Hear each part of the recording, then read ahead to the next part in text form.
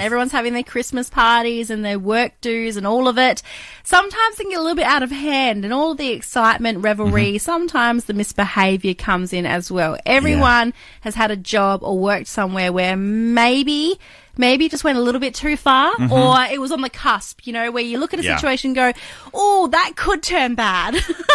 That is not ideal, potentially. He's fun. He's a party animal, but that could turn bad. Look, obviously, we don't encourage that at all, but it can happen sometimes. And so to talk to us all about what happens at work parties or how to avoid it, with over 20 years experience, we've got a partner from Olsson Lawyers, Mellor Olsson Lawyers. Sorry if I can actually get that out of my mouth. John Love, good morning. Forget my stumbling. How are you going this morning? Good morning, Beck. Good morning, Matt.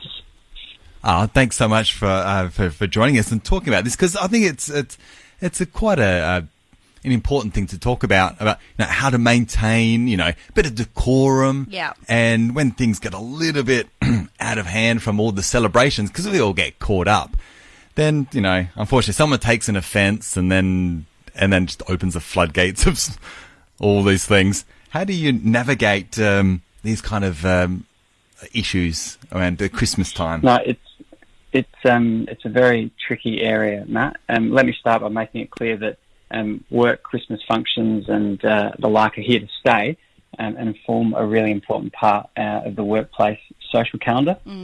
However, what we've seen change just in my time working in this area, is sort of in the last generation or so, is that both community expectations about how people behave at work, Christmas functions, and the various employment laws that apply to them have changed, and that sort of has had an impact on how those functions occur and what happens at those and the impact of people's behaviour at those functions. Now, it's classic Australian humour, and Aussie larrikins are always going to be at work Christmas parties, but I feel like times have changed as to even 10 years ago, which doesn't feel like it's that long ago. But surely, you're the expert in employment law, I'm sure, and as you just said, laws have changed. How much has changed? Yeah, so look, a lot has changed. There was a recent story out of Victoria, which was run in the media a couple of days ago, about a work Christmas function where the employer had suspended a couple of his young staff from a crane at work and was then physically assaulting them. And this happened a number of years ago. And that's obviously a very horrific example of workplace bullying at a Christmas function. Yeah. But that employer faced a criminal prosecution for breach of work health safety laws, and were fined, I think, $60,000 for that incident. And I think what I'd say overall is that both employers and employees should think about the work Christmas party as part of or an extension of work, but with a social element. And I think if people are thinking about doing something silly, they should ask themselves, if I wouldn't do this in the office, should I do it at the Christmas party? Oh, that's a really good way of looking at it, because I suppose that is kind of an extension of the workplace, because you've still got the same work colleagues, and it's great. You're being in a social atmosphere, and you can have a bit of a chat and banter where you might not get it that chance, during the actual workplace. But I suppose so the same laws and things apply even in a social setting. That's right. Most of the laws that apply at work also apply at a work endorsed Christmas function. So you've got, just to run through them quickly, you've got work health safety laws, which is a good place to start. Now, those laws place strict liability on employers to eliminate risks to health and safety at work or to minimise those risks. And that case example we just spoke about from Victoria was an employer breaching those provisions. And those laws carry criminal sanctions, unlike most employment laws, and they can result in huge fines depending on the seriousness of the breach. Workers' compensation laws likely apply at Christmas functions. So if someone suffers a work injury at a Christmas function, an employer can then be liable under workers' compensation laws. All the anti-discrimination laws also likely apply at work functions, with the most relevant, unfortunately, probably being the laws that regulate sexual harassment, which seems to often accompany excessive alcohol consumption at work functions.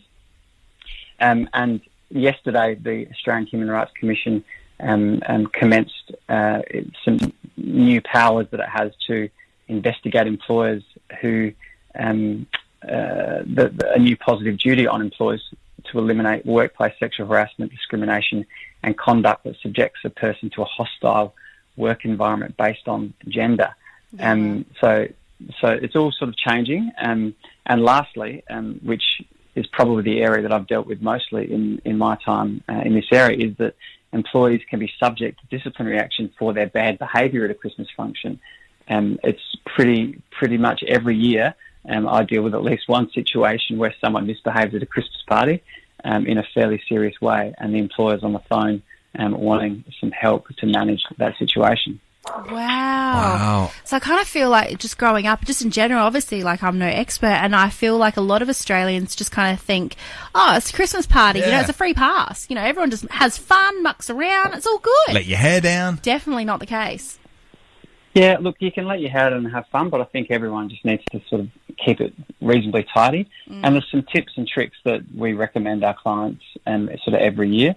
And from an employer's perspective, I think there's some things they can do, which is remind your employees that the Christmas function is an extension of the workplace, and that behaviour should reflect a degree of professionalism, not that different to the workplace. Ensure that all employees are aware of any policies that might apply, any drug and alcohol policies the employer might have. I think an employer should let its employees know the start and finish times of the Christmas party, and it should not endorse any after parties, because that's often where excessive alcohol consumption occurs and where things can go wrong. If alcohol is being provided, then the employer should do its best to make sure the service is responsible, provide non-alcoholic options, plenty of water, make sure food is served, and also jump on bad behaviour early before it escalates, because often someone will behave out of line and then it escalates and can, unfold into a physical confrontation. From the employee perspective, they should make sure they're familiar with any policies that apply. They should be mindful of how they're behaving in front of their work colleagues, because quite often people, are very embarrassed come Monday morning about how they've behaved at the Christmas show. Excessive drinking should obviously be avoided. People should be careful about the kind of jokes they make. If you think it's going to be something inappropriate to say at work, then it probably is inappropriate to say it or do it at the Christmas party.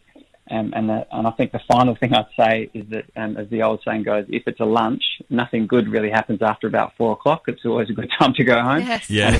If it's a dinner, nothing good happens after 10 o'clock. So a good time to leave. That's smart. I like that. Yeah, that's a good thing to watch the time and go, all right, before anything gets a bit too awry, I think it applies to every event. Yeah. Absolutely.